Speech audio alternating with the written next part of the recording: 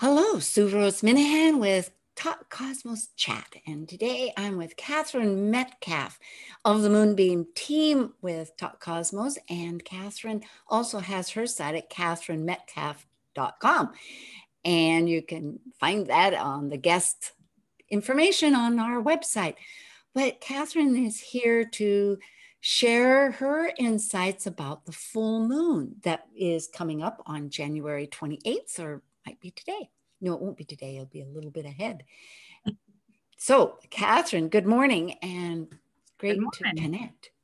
Yeah. So, Leo, gotta love those bright, shiny Leos. Leo energy is creative and playful and exuberant, but it's the full moon. So, and, Leos at times can have a lot of pride and a bit of an ego. So when I look at the full moon and I'm looking at the energy of the zodiac sign that it's in, the full moon is a time of release, okay, of letting go of too much of something or letting go of what's no longer needed. So for me, when I look at the full moon in Leo, it's right there. It's just an invitation to release a little bit of our ego. Okay. And it's, Leo's always all about me. So maybe it's asking us to, not be so focused on myself, but to be more focused on the we, which is the opposite, the sun. And the sun is an Aquarius. And Aquarius is always so focused on humanity, what's best for the world, So, and because it's also conjunct Jupiter, which is the planet of abundance and goodwill and good luck, I just think that if we can focus, we got to find that happy spot, that sweet spot in the middle of we and me. And I do feel like with Saturn sitting next to the sun too, Saturn can bring in some nice, practical, grounded things that we can do, okay, with this full moon. So in releasing that me energy. So yeah, a structure also, isn't it, of the society around us, how we fit into it, possibly that ego. How can we serve? Yeah. So, and then we have a little bit of a challenging T-square. I guess we can look at it as a challenge, or we can look at it as a motivation. Opportunity. So, yes. Yeah. I like to kind of look at it as a kick in the butt. So you have to strike a match to get the fire going, right? Yeah. With these two planets, Mars and Uranus, conjunct each other. And, it was that way on Inauguration Day. And we're going to continue to feel this for a little bit. And, there is some fear based with that. That's two very explosive planets coming together. Mars is anger and war and action and energy, and Uranus is just sudden and unpredictable change. Well, it is true. If I can just quickly think that being in Taurus, there's great patience, ideally, and it's moving a little bit away from that conjunction.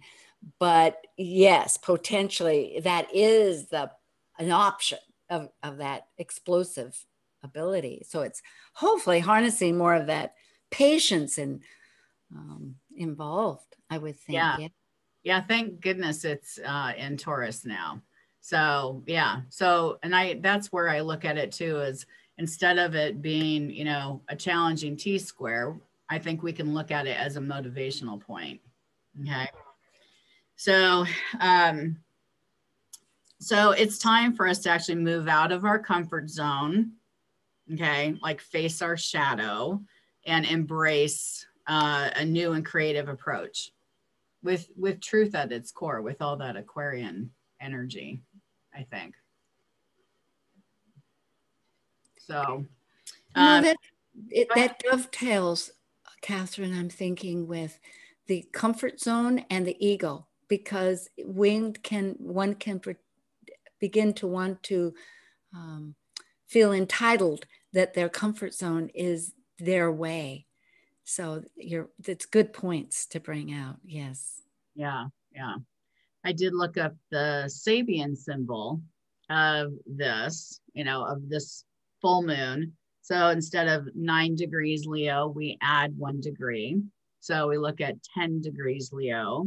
And the Sabian symbol for it is early morning dew salutes the sunlight, which is a beautiful picture in our mind, right?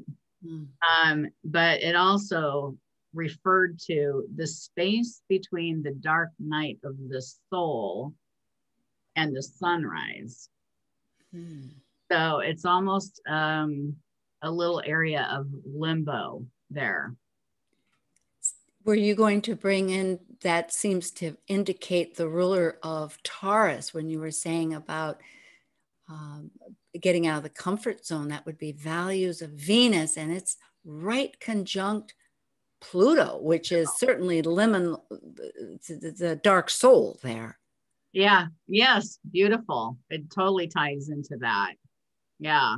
So it's always amazing to me, this synchronicity, of the universe, basically. So I think it's a beautiful thing. So, but after this kind of, challenging time that we've experienced in the United States, politically, I think that this is an opportune time for us to, again, look at the darkness of where we've been and step forward into the new. A rebirth. Yes. Yeah. Again, indicative of that Plutonian energy. I think Plutonian is the right word to say, as far as rather than getting caught with some of the emotional revenge or anger or that, to realize that those are feelings, but yet to try to move and grow beyond and see that shadows of what are the values, yes, of our possible entitlements. Could be a way. Yeah, and we have Neptune at the midheaven too. So I think that feels really hopeful and spiritual and opportunities. I always think of, and I don't know why, but I think of the tilde, the infinity sign, a lot when I think of Neptune. So, I think that there's just infinite possibilities for spiritual growth with this. That's a good symbolism to include, I think, because it is the entire cosmos universe, those energies beyond our control. So how do we work with them except to connect with spirit? Yes. Yeah. The infinity. That's absolutely works. So synergetically. Go ahead. Yes. Oh, I was just going to say, on full moons, I like to look at, and new moons, I do like to look at the energy of the zodiac sign and what body part it rules. So I know last month, we talked about or 2 weeks ago, we talked about the Capricorn, new moon. So now we're talking about the Leo full moon. And so I think that with Leo rules the body parts of the heart, the back, and the spine. So for anybody who's having, health issues in those areas, I think it's a great time for you to intend, include in your intentions what you want to release.